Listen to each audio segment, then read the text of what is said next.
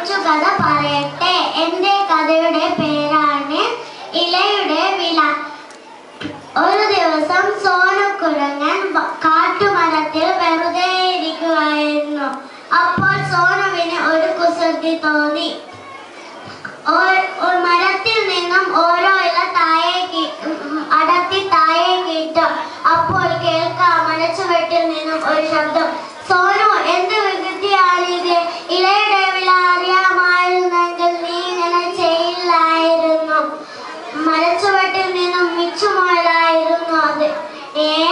ഞാൻ ഒന്നോ രണ്ടോ ഇല അടർത്തിയതിന് ഇത്രയും ദേഷ്യപ്പെടുന്നത് എന്തിനാ?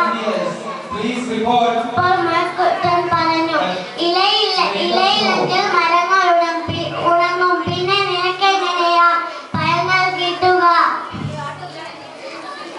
ഞാൻ മനുഷ്യരെ പോലെ ചോറും ബ്രെഡും ജാമും അണ്ടിപ്പരിപ്പുകളും ഒക്കെ കഴിക്കുമല്ലോ. അത് കേട്ടപ്പോൾ മരക്കുട്ടൻ പറഞ്ഞു, അയ്യടാ അയ്യാ, ചോറുണ്ടാക്കുന്ന അരിയും ബ്രെഡുണ്ടാക്കുന്ന ഗോതമ്പും ജാമുണ്ടാക്കുന്ന പഴങ്ങളുമെല്ലാം മരങ്ങളിൽ നിന്നും ചെടികളിൽ നിന്നുമാണ് കിട്ടുന്നത്. ഇതിനെല്ലാം ഇലയുടെ സഹായം വേണം താനും. അയ്യോ, ഇതൊന്നും എനിക്കറിയില്ലായിരുന്നു, കുരങ്ങച്ചൻ പേടിയോട് ചോദിച്ചു. അടർത്തിയിട്ട ഇല മരത്തിൽ തന്നെ വളരാൻ ഞാൻ എന്തു ചെയ്യണം? കുരങ്ങച്ചൻ പേടിയോടെ ചോദിച്ചു.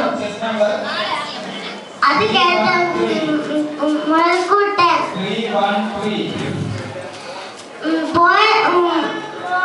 പോയത് പോട്ടെ, ഇനിയെങ്കിലും ഇലകളും മരങ്ങളും